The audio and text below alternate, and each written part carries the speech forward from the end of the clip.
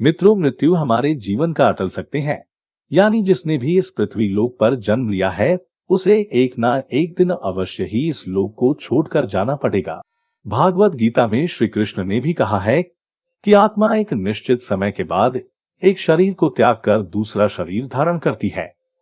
अर्थात ही शरीर तो नश्वर होता है, जबकि आत्मा अमर होती है।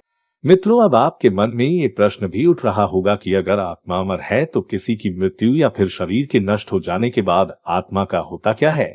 तो दोस्तों, मैं आपको बता दूं कि मरने के बाद आत्मा के साथ क्या होता है।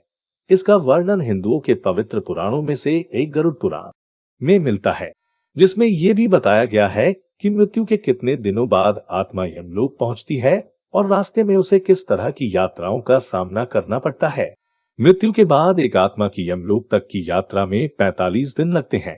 तो क्या होता है इन 45 दिनों में जीवात्मा के साथ, यही जानेंगे आज की इस वीडियो में। नमस्कार, आप सभी का एक बार फिर स्वागत है। गरुड़ पुराण में वर्णित कथा के अनुसार एक दिन भगवान विष्णु के वाहन गरुड़ उनसे पूछते हैं कि है नारायण, मैं ये जानना चाहता हूँ कि मृत्यु के बाद आत्मा का क्या होता है और वह जीवात्मा कितने दिनों के बाद ही यमलोक पहुंचती है।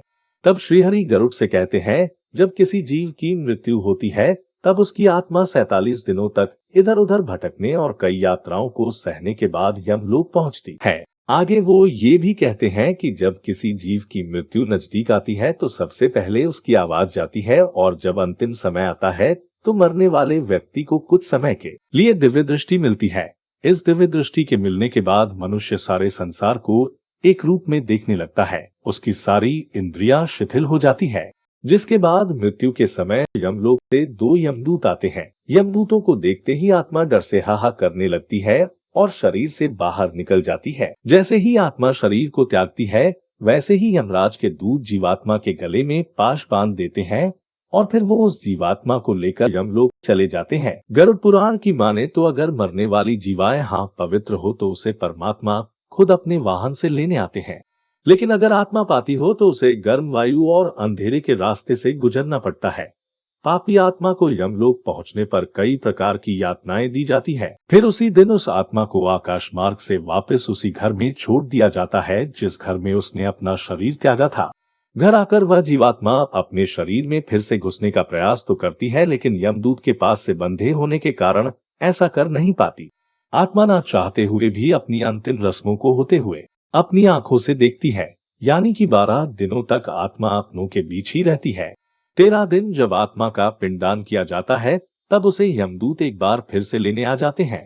इसीलिए मित्रों, हिंदू धर्म में ऐसा माना जाता है कि मनुष्य की मृत्यु के 13 दिनों तक पिंडदान जरूर करना चाहिए। पिंडदान से सूक्ष्म शरीर को चलने की शक्ति मिलती है। फिर भी इसके बाद आत्मा का यमलोक तक का ही नहीं रहता है।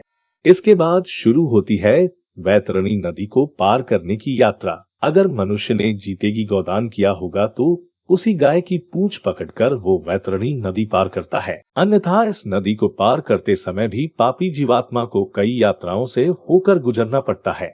गरुड़ पुराण में नदी को गंगा नदी का रौद्र रूप कहा गया है।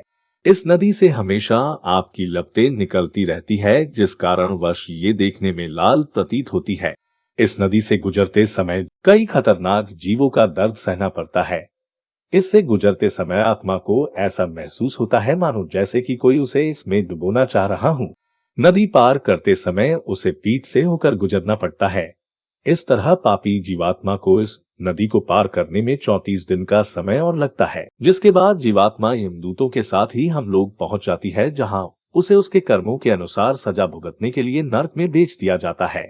इसके बाद आत्मा को सजा कैसे सुनाई जाती है और क्या क्या होता है, ये जानने के लिए ऊपर दूसरी वीडियो देख सकते हैं। इसीलिए मित्रों, अगर आप मृत्यु के पश्चात इस तरह के कष्टों को नहीं बोलना चाहते तो अपने जीवन काल में अच्छे कर्म करें, क्योंकि चाहे आप जिसके लिए भी जीवन भर बुरे कर्म करते रहे, ये याद रखिए कि मरने के बाद कष्टों को रोकने के लिए आपके साथ वहां कोई नहीं होगा। लेकिन इस पुराने जीवन और मृत्यु से जुड़ी और भी कई बातें बताई गई है, जिनके बारे में हम आपको पहले भी बताते रहे हैं और आगे भी बताते रहेंगे।